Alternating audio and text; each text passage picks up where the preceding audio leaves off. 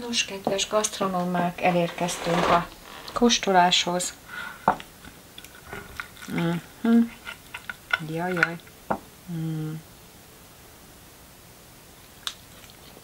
Vajpuha.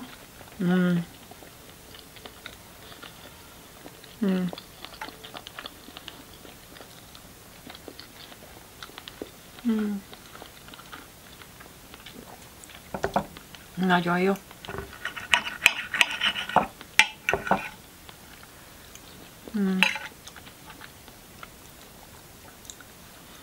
Igazi ízélmény.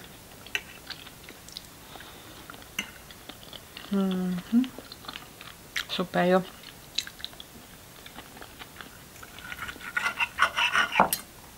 Köszönöm szépen a figyelmeteket, kedves gasztronómák.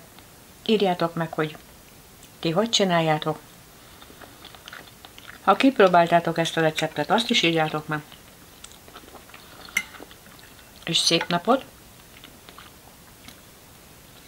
Jó egészséget kívánok!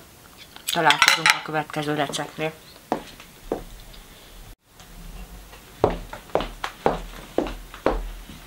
Sziasztok, gasztronómák! Szeretettel köszöntelek titeket a mai videó receptben. Bauchstreifen fog készülni, ami egyébként ez a császárhús, ez fel van szeletelve, és igazából nagyon jó az ára, mert 522 g és 4,69 euró volt, és még tetejére még volt egy ilyen 50%-os leértékelés is, úgyhogy azért itt Ausztriában nagyon jó leértékelések vannak, hát csak ki kell fogni, tehát végül is lehet spórolni, de ezt én nagyon jó árnak tartom. Egyébként, hát ha Magyarországon vennénk, akkor ezt császárhúsként vagy hasalja szalonnának tudnánk vásárolni. És hát amiket fogok csinálni még, ezt meg fogom sütni tepsibe, már ide kikészítettem. Fogok csinálni hozzá köretet, egy hagymás dinszterkrumplit, tehát ez egy második recept. És hát amit nem készítettem ide, azt még fogok csinálni lila káposztát, párolt lila káposztát. Úgyhogy 3 receptet is fogtok látni a videóba, hogy legyetek résen, és még annyit szeretnék kérni tőletek, hogy már itt az elején, hogy amennyiben tetszik a csatornám, és szimpatikus vagyok nektek, a receptjeim tetszenek, vagy ez a recept, ha tetszik, akkor szíveskedjetek feliratkozni a csatornára. A videó nézése alatt megkérlek benneteket, hogy fejtsetek ki valamilyen tevékenységet, mert ez nagyon jót tesz a YouTube algoritmusnak, nekem is természetesen. Tehát lájkoljátok, osszátok meg, kommenteljetek, írjátok meg, hogy ti hogyan csináljátok, milyen fűszereket használtok, írjátok meg a tippjeiteket, és nagyon szívesen olvasom és válaszolok is rájuk, úgyhogy most egyelőre más mondani valóm nincsen, akkor szeretném, hogyha megnéznétek a videót, és akkor hát kezdjük is a receptet.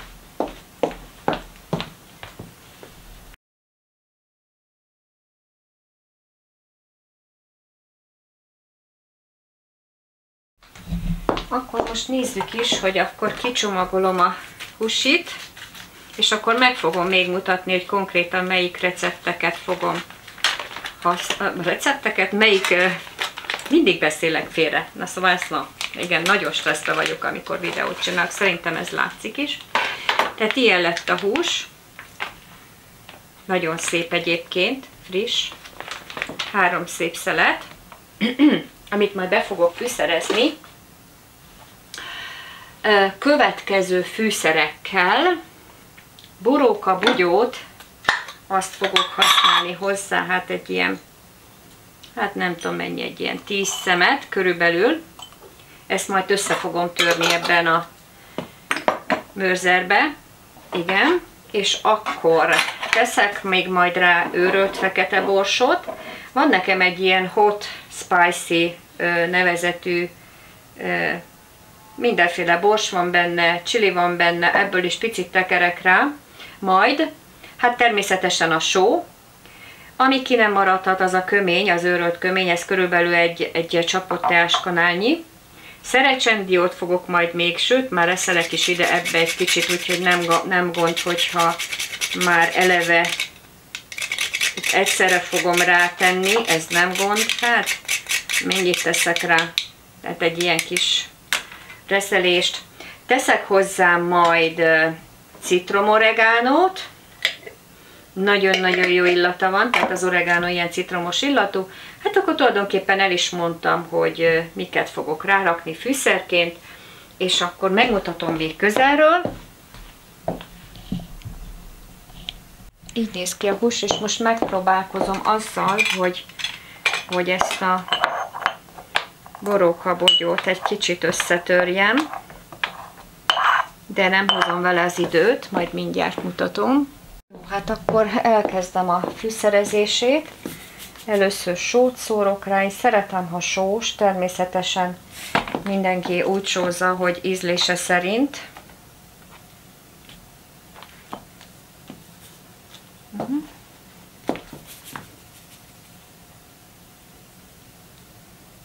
Így. És akkor mind a két felére teszek minden fűszerből. Bors.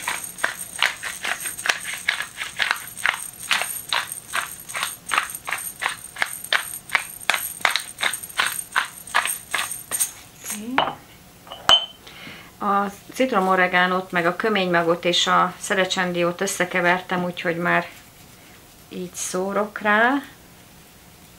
Így. Körülbelül a felét, ugye, mert tehát a másik felére is kell. Én szeretem, hogyha a húsok fűszeresek, tehát lehet kevesebbet is használni, mert lehet, de én nagyon szeretem, hogyha a fűszerek érződnek a húson. Úgyhogy ez pedig a csilis sztori. Úgyhogy most megfordítom, sőt úgy fordítom meg, hogy már mindjárt a másik felét azt már belerakom, tehát úgy teszem bele, hogy a tepsibe kerüljön bele. Oké. Tehát akkor a tepsibe már most beleraktam, és akkor még a maradék fűszert rászórom a másik felére. Így. Oké. Szuper, jöhet a bors.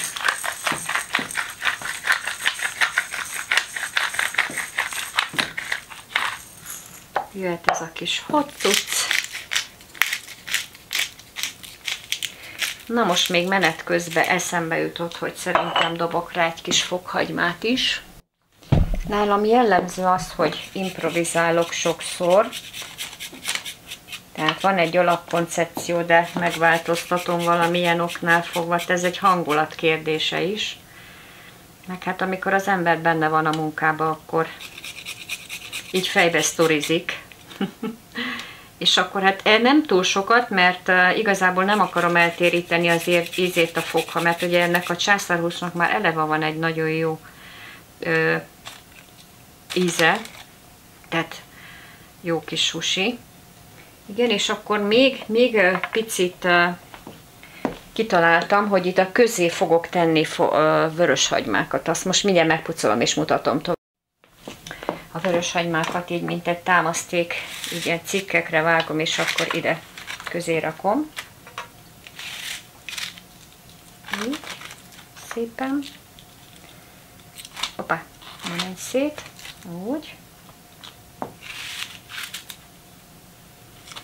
Ez is azért majd a vöröshagyma is nagyon jó kis finom ízt fog kapni. Így. Hát ezt még akkor még valahova az oldalába berakom. Végébe. Ha már ezt a jó nagy félhagymát, de nagyon finom a vöröshagyma megsütve.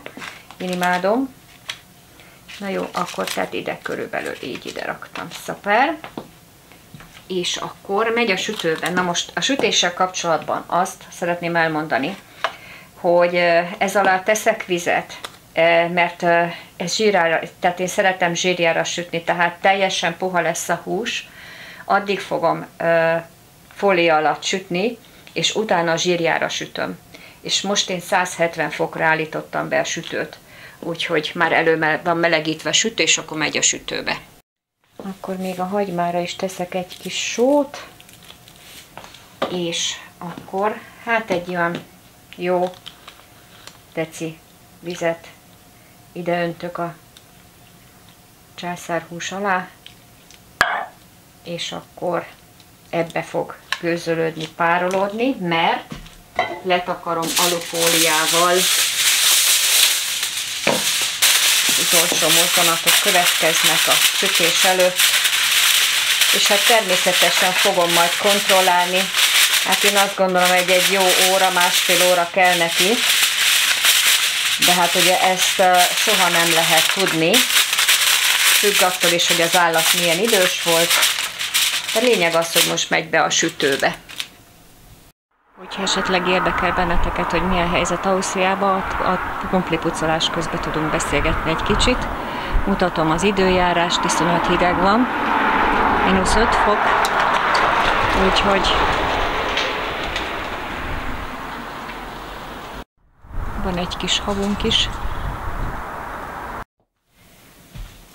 Tehát akkor, mint mondottam, hogyha esetleg akartok valamit tudni Ausztriáról, vagy mondjak egy-két dolgot, míg tisztítom a krumplit és a hagymát. Most jut eszembe, hogy ide teszem az edényt. Azt még. Oké. Mert mindjárt az edénybe fogom bele szeletelni, vagy bele vagdosni. Na most akkor azt mondja, hogy tehát először koncentráljunk a receptre, tehát ez egy dísztelt burgonya, hagymás dísztelt krumpli. Szerintem ezt azért mindenki ismeri Magyarországon, vagy legalábbis sokan. Ez egy nagyon gyors köret, és hát igazából teljesen egyszerű. Úgy szoktam, hogy a hagymát nem túl apróra, csak így félbe elvagdosom. Közben már is teszek egy kis olajat, de hát lehet más zsiradékot is, tehát mondjuk például zsírt, az lenne a legjobb. És akkor ide beleteszem a hagymát. Hát szóval, hogy mi van Ausztriában. Teszek egy kereszt fokhagymát is bele, ezt is így ilyen nagyobbra. Szuper, és akkor mehet bele az edénybe. De ez egy ilyen, tegyünk bele mindent. Nincs nagy ördöngössége. Szóval, na, tehát, most itt Ausztriában lemondott a Bundeskanzler, a Nehammer, a Herr Nehammer, és ugye most a Herbert Kickl. Csak annyit politizálok, amennyit mindenféleképpen érdemes tudni, tehát pártoskodás nélkül mondom, tehát a Herr Kickl, Herbert Kickl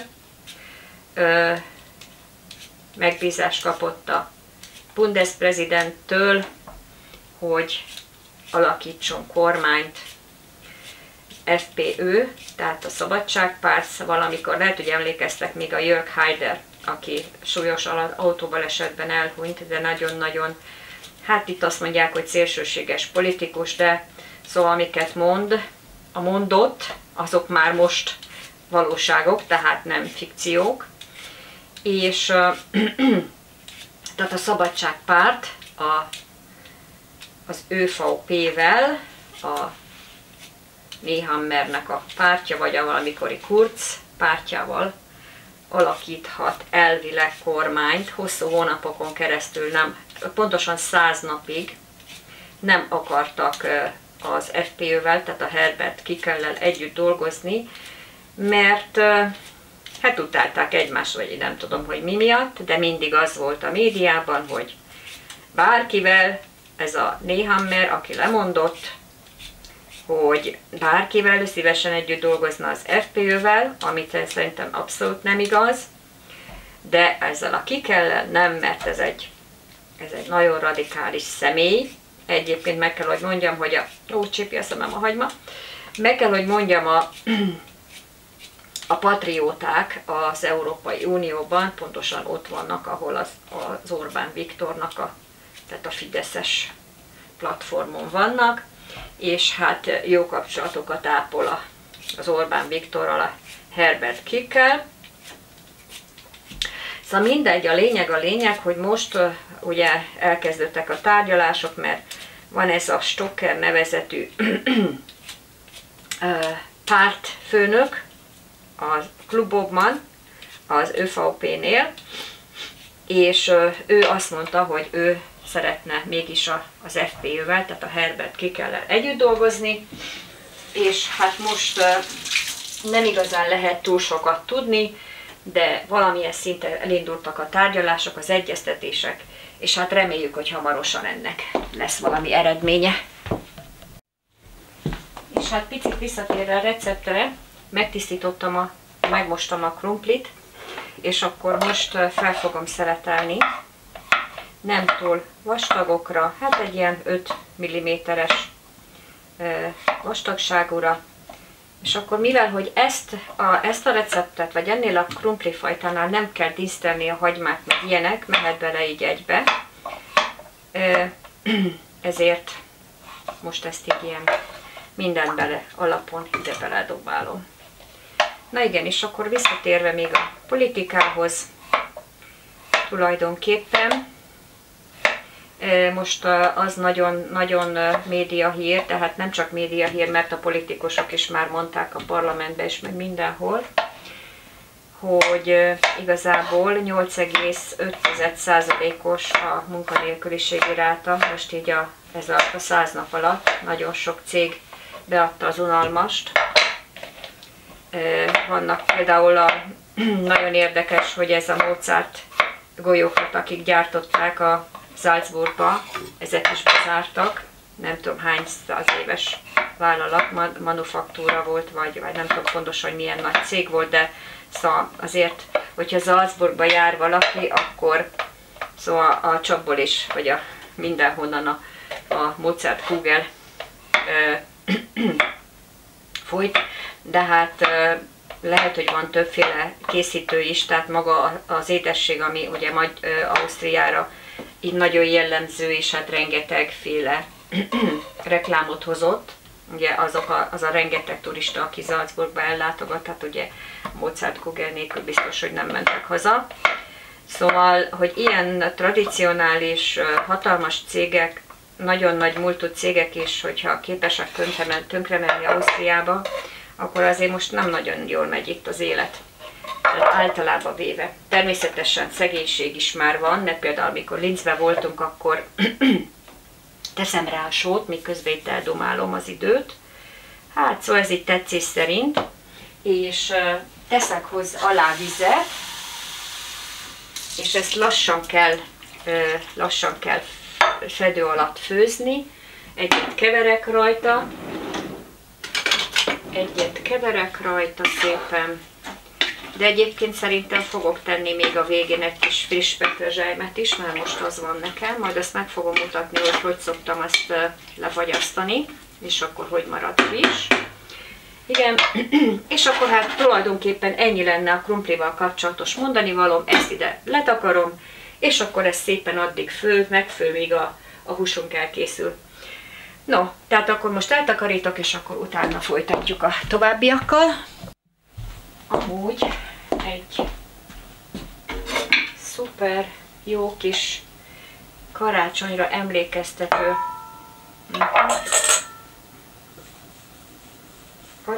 emlékeztető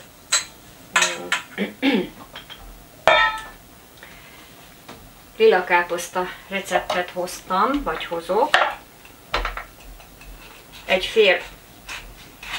A receptjeim általában 2 személyre készülnek, sőt, szinte mindig 2 személyre készülnek, amiket felveszek, és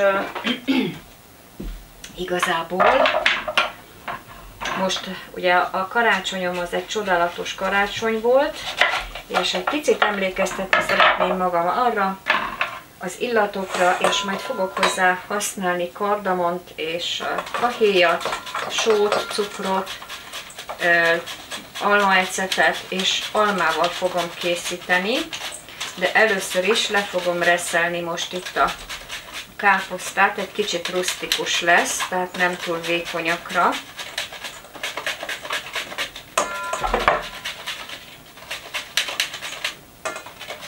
Mindjárt jövök a folytatással. Aztán mondja, hogy akkor most az almát, és fogom hozzátenni, mind ahogy mondtam, nem hámozom meg az almát, hanem héjastól, de hát a magházat azért kiveszem.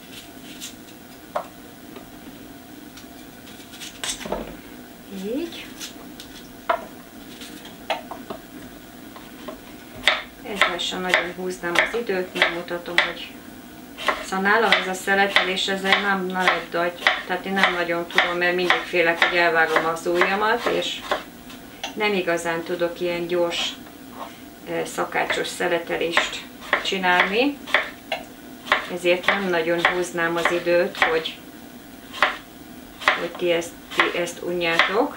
Ezt még most gyorsan megcsinálom, és akkor utána folytatom, és mutatom majd a végeredményt, illetve hát, hogyha már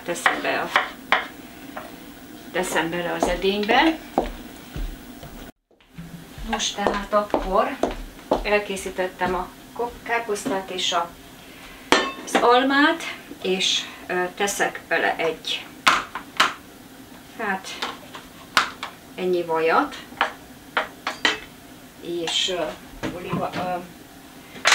olajat is, mondjuk egy ilyen 2 kanálnyit nagyjából. Igen, és akkor már is teszem bele az almát.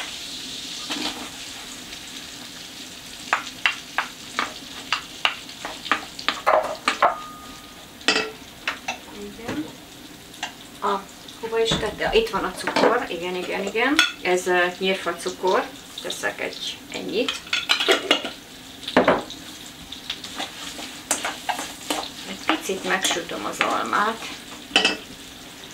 de nem nagyon, nem túlzásba véve. Mindjárt jövök. Tehát akkor az almát egy kicsit így megpirítottam. Hozzáteszem a köményt. Szeretem, hogyha a kömény egy picit, mert azért kardamom ide vagy oda, azért a káposztának, a lila káposztának, meg a káposztának a főfűszere a fűszerkömény, és akkor most ide így beleöntöm a káposztát. Közben mutatom, hogy így forr, már majdnem, hogy készen van, és még van 43 percem a császárhúsnak a felkészültéig, úgyhogy addig még van bőven időm, hogy ezt elkészítsem.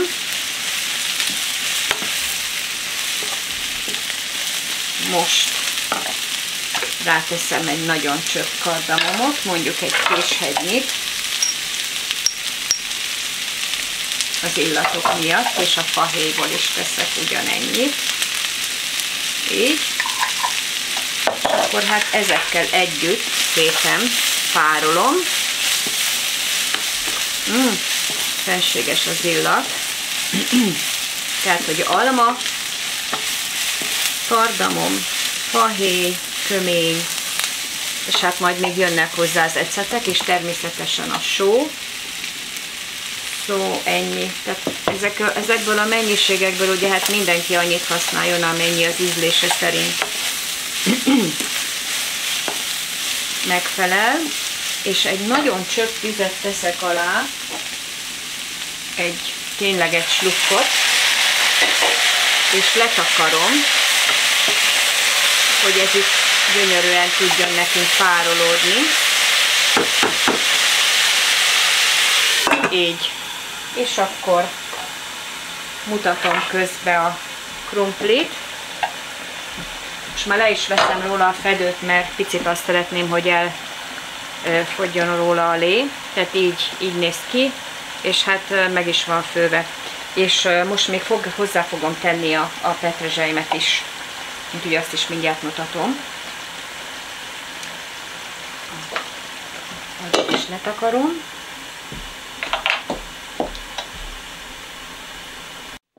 Akkor a petrezselymet feldarabolom. Most én nem szoktam teljesen eldobni az egész szárát, mert abban van az íz. Csak egy 5 centis darabot, és És hát akkor ezt így felszeleteljük, feldaraboljuk, nem túl apróra.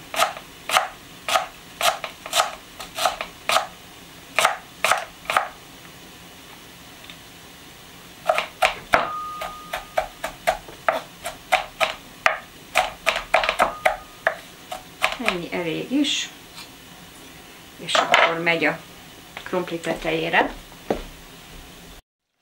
Jó, akkor belerakom. Így. És még ezzel is egy picit fül, és akkor ez is kész lesz.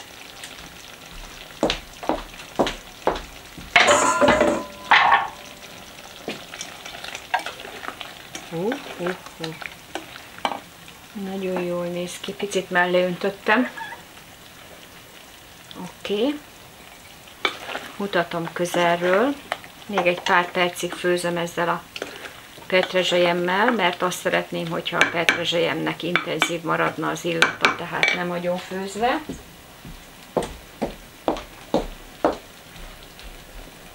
Szóval ilyen lett az állaga, és most már elzárom a tüzet.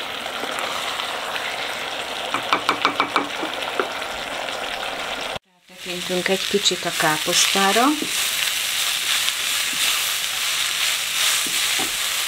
Már így is nagyon finom, de még egy kicsit hagyom. Most megvizsgálom, hogy áll a hús. Pillanat. Nézd, hoppá! Ez majdnem puha, még megy egy fél óráig a sütőben, illetve hát a fólia alatt, és utána jön a sírjára sütés. Visszarakom a sütőbe szépen. Megpuhult, és először almaecetet rakok rá. 1-2 evőkanállal.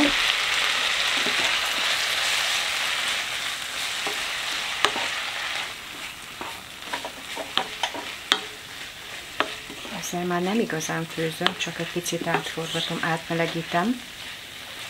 Teszek egy próbát, mennyire savanyú.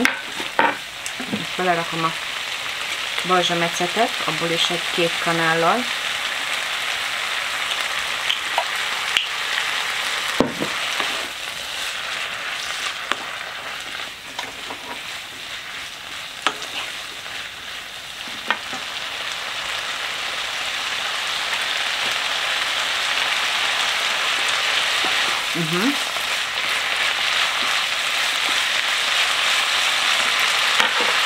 Szeretem, hogyha érződik a savanyú íz, úgyhogy még egy kanál balzsamecet jön.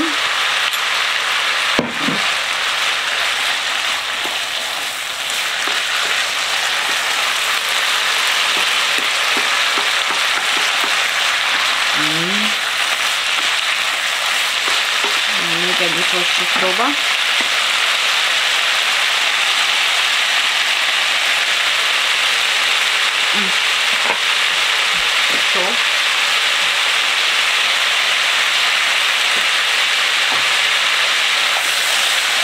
Ezt úgy hozza ki nekem az ételekvizőt, és egyen sok sót. Tehát ez a duma, hogy nem kell sót tenni, az nagyon veszélyes. Ezt természetesen mindenki azt csinál, amit akar, de só nélkül.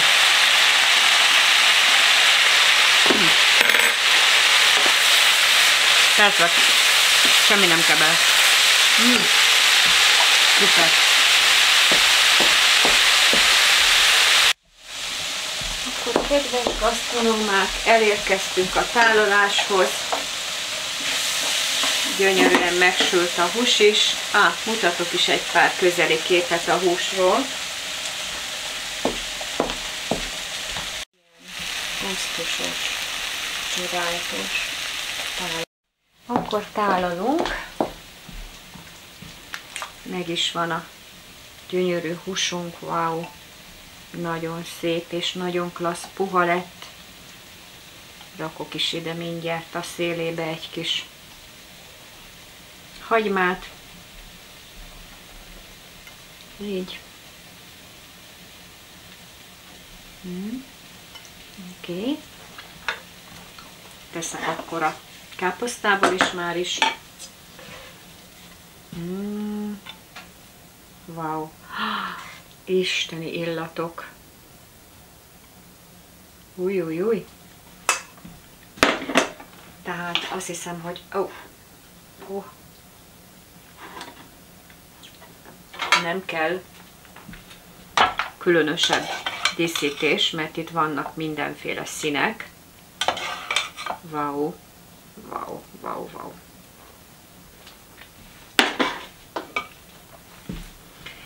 Ilyen, mindjárt megmutatom közelről.